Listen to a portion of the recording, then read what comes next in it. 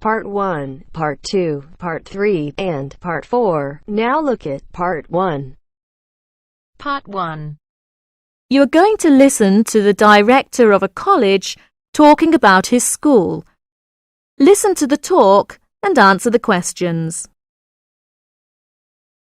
First, you have some time to look at questions 1 to 3.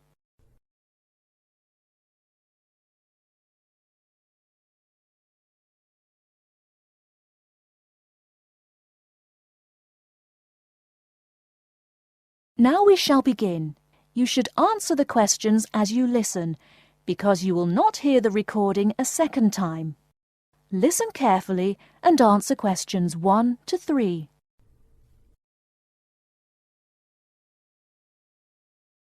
Many of you already have a reasonably firm idea of the general subject area you wish to study. Others are more open and searching for ideas. Whatever your situation, I hope you find that we have a course that meets your needs. Our firm aim is to be a student-centred institution with a special emphasis on flexibility. This begins with our attitude to access.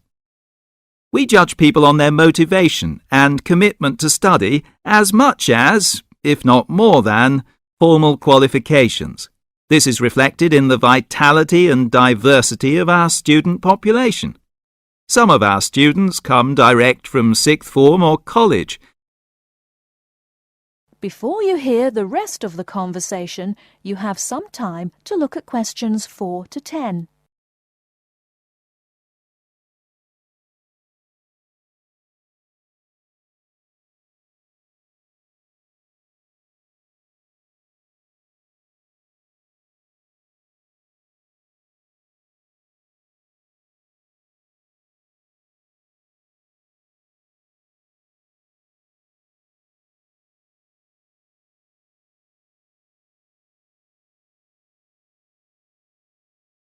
Now listen and answer questions 4 to 10. Others are coming into higher education after a short or long gap from formal education. Some are seeking a specific set of skills with a particular job or profession in mind. Others are retraining or studying to give their careers a new direction or dimension. Some are learning about the very latest scientific, technological and commercial knowledge. Others are stretching their minds on sensitive environmental, social and cultural issues. Even a casual observation of the mix of our student body indicates that we're close to our aim of being a polytechnic for the whole community. To meet our students' needs, we have 500 academic and a further 500 support staff committed to good quality teaching, high standards, and sensitive and sympathetic student care. We have probably the longest experience of understanding and dealing with the differing needs of a diverse student population. I hope you'll find a suitable course at the Polytechnic College. If you want to come to the college and we consider you suitable, we'll do our best to find you a place. And when you're here, we'll work hard to make your experience enjoyable, stimulating, and educationally rewarding. That is the end of Part 1. You now have half a minute to check your answers.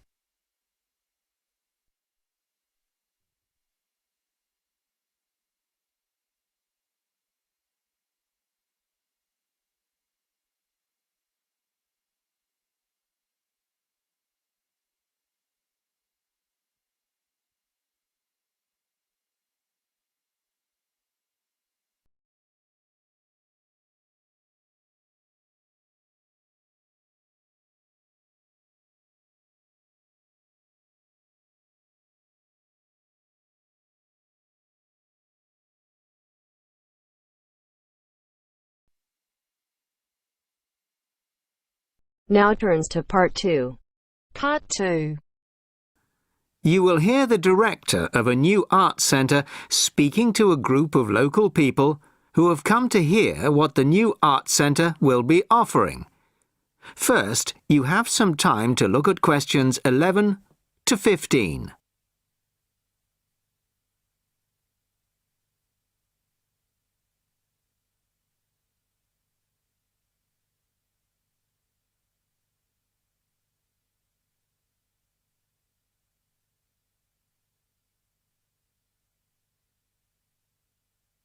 Listen carefully to the first part of the talk and answer questions 11 to 15.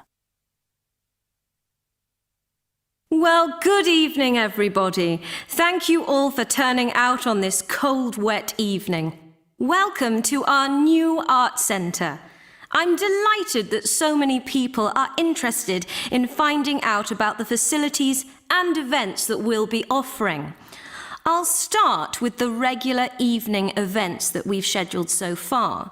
Sunday night will be film club night. Each week, we'll be showing a classic film from the 40s, 50s or 60s.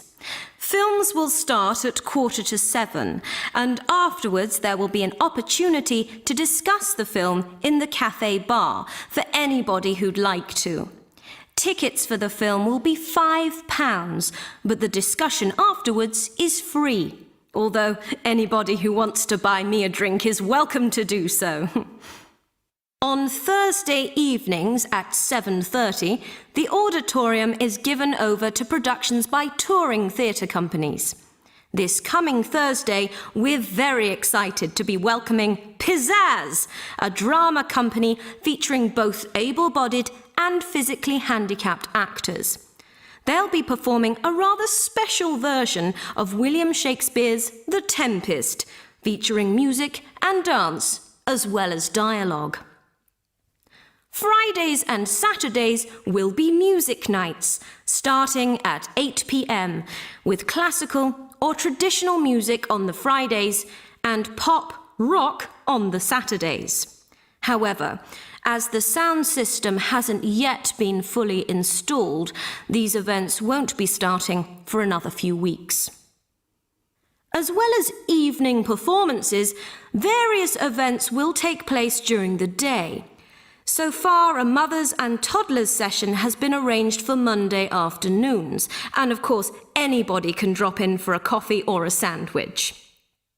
The cafe bar will be open from 11 a.m. to 3 p.m. and 6 p.m. to 11 p.m. Mondays to Fridays, and 11 a.m. to midnight Saturdays and Sundays. Lunch will be served from 12:30 till 2, and light snacks will be available all day. Of course, this programme is just the start, and we expect to be announcing many additional events in the near future. Before you hear the rest of the talk, you have some time to look at questions 16 to 20.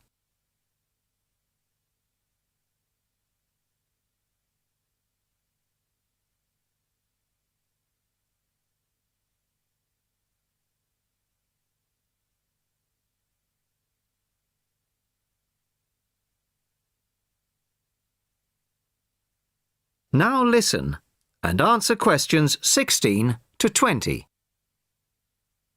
Now I'd like to take this opportunity to tell you about becoming a member.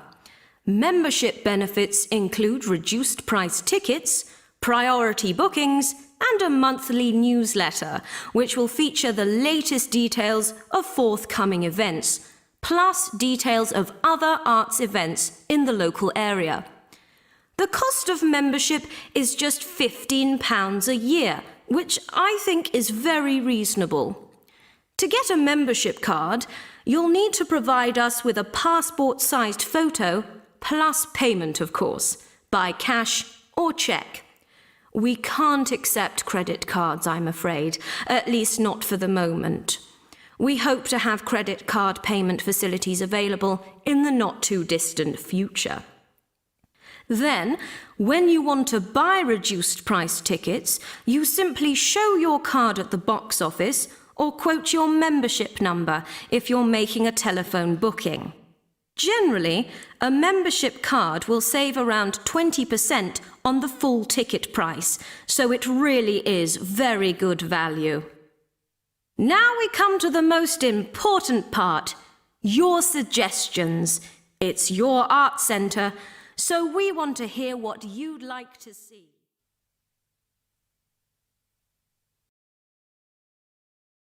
That is the end of part 2. You now have half a minute to check your answers.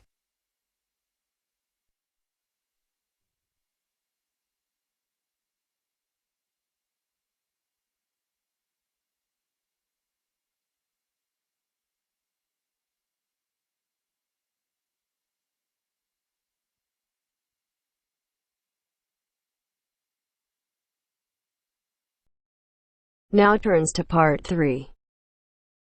Part 3. You will hear 2 business studies students discussing a presentation they'll do on an article on working effectively in groups.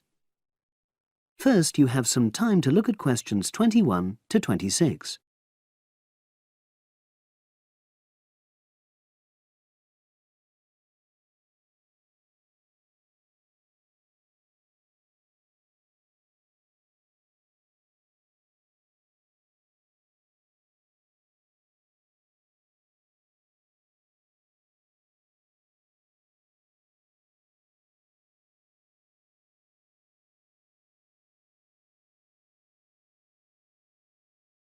Now listen and answer questions 21 to 26.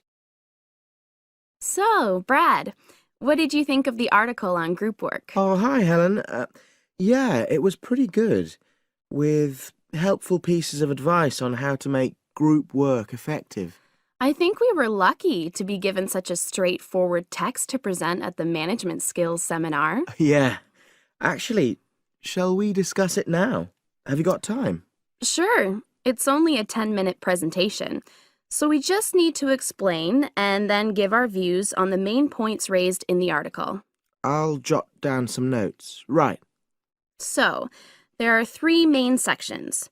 I suggest we start with listening. Yeah, effective listening in groups, because it's not something that's frequently covered on courses in our field. No, and we should say that in the presentation. Yeah, and also effective listening's pretty simple, you know. I don't think it's hard to learn.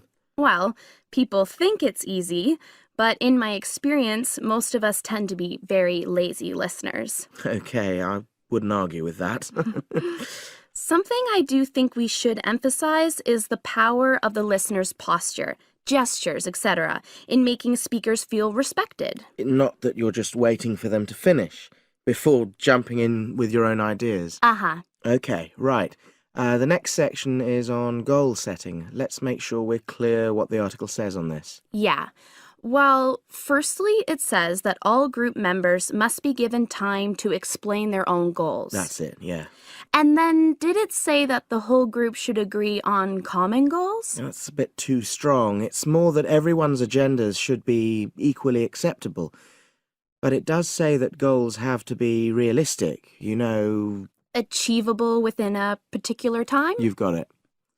That's really what the article's saying. There isn't really any point in having ideals if group members know they won't come to anything within a reasonable period. So, I think a summary covering those points will be enough for that part of the presentation, don't you? Yeah. Now, the last section is about conflict resolution. Actually, I thought it was the worst part of the article. Me too. I don't think it went into sufficient detail on the issue. Actually, I thought it devoted too much space to it, but that it was all rather boring, you know? It didn't mention some of the more radical theories. Absolutely. I found that really irritating. Right, and also I think it could have said more about conflict sometimes being healthy in groups. Absolutely. It just mentioned rather glibly about how we should avoid thinking of winners and losers, and that quick resolution of conflict is always desirable. Without explaining what these terms mean? Well, it gives quite detailed definitions, but doesn't develop a proper argument. Right.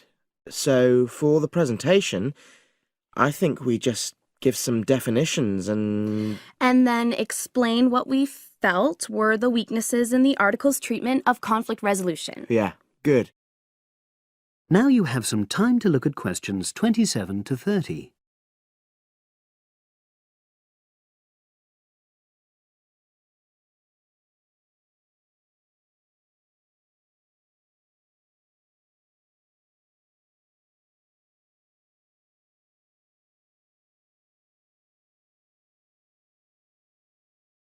Now listen and answer questions 27 to 30. So, let's think about what we have to prepare for the actual presentation. Well, I suppose we'll use PowerPoint, but I'm hopeless at using it, especially if it has any visuals. I really have to look into doing a course on it because I know I'll need it in the future. Don't worry, I'm quite happy using PowerPoint and I'll put it together when everything else is ready. That's a relief. But yes, do that later. Okay. Now, I heard the tutor saying we have to include some well-chosen quotations from the article. I'm not sure if we do. I'll email him to find out. No need, I can just have a look at the specs he gave us when he set the task. That'll be quicker. But the tutor definitely said we have to prepare a handout to go with the talk. I'm not really sure how we do that. Sarah did one last year. Who's she? She's doing the same option as me on marketing. I'll ask her advice on what to include. Great. So that just leaves the bibliography at the end. I suppose it'll mainly be articles. Yeah. So we'll just look on the web, and we can leave that till later. But we've been advised against that. Well, we could have a look through some journals in the library. I think we should start by looking through module handbooks. I think that'll give us some good leads. Yeah, you're probably right. So that's all the topics.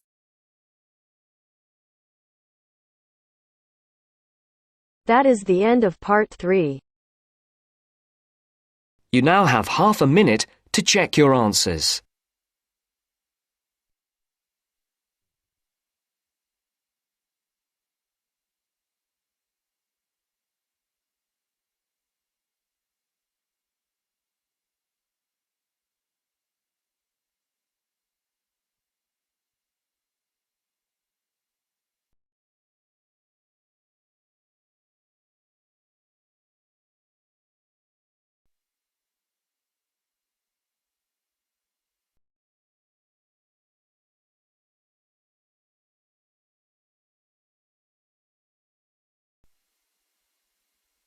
Now turns to part 4.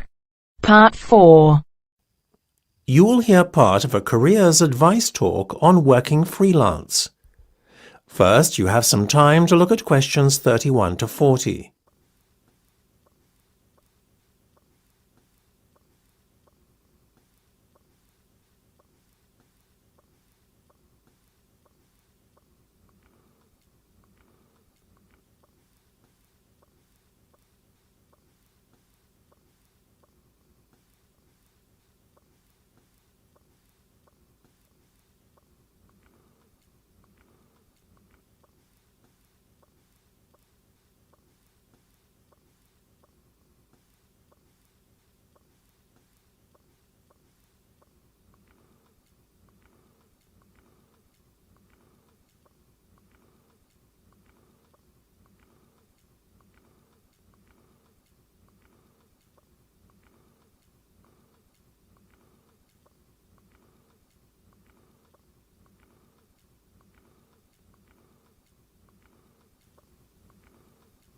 Now listen carefully and answer questions 31 to 40.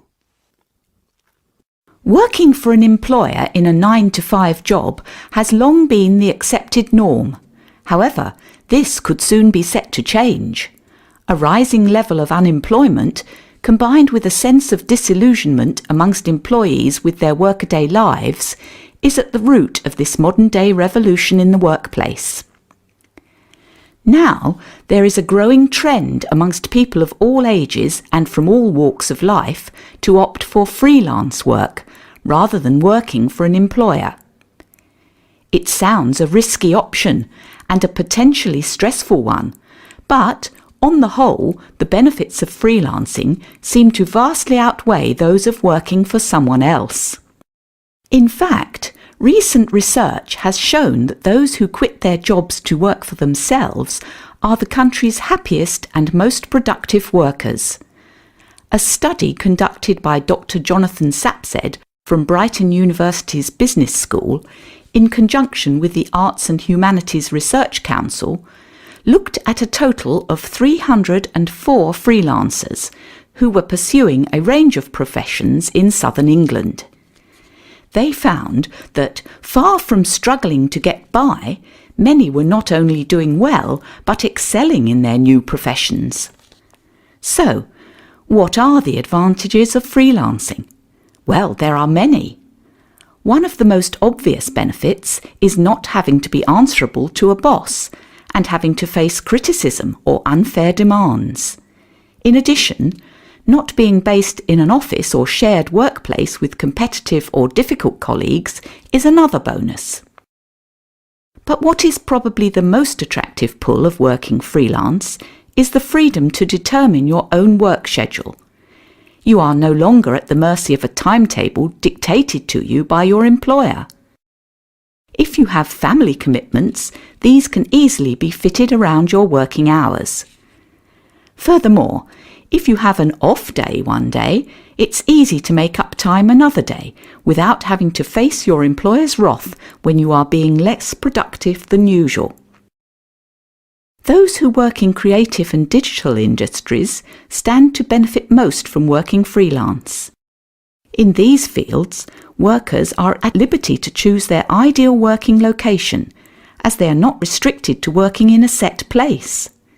It really is an ideal lifestyle that many would aspire to if they were more aware of the options available to them. Lastly, to add to an already convincing list of benefits from doing freelance work, there is the financial reward. Freelancers typically work a 38-hour week and earn a median wage of £43,000, well above the national average of £25,000, and are happier than other workers. It seems that people are now catching on to the myriad benefits that come with working as a freelancer. Currently, there are about 31 million people in work in Britain, and already 4.6 million are self-employed, thereby displaying the vitality of the freelance economy. In fact, so popular is freelancing becoming that it has even been suggested that the government needs to devise a new tax and other policies to support freelancers. Freelancing would seem to be the future of employment and the way forward. It is certainly well worth considering freelancing if you are doubtful about committing to working in a structured environment and would like more freedom and autonomy in your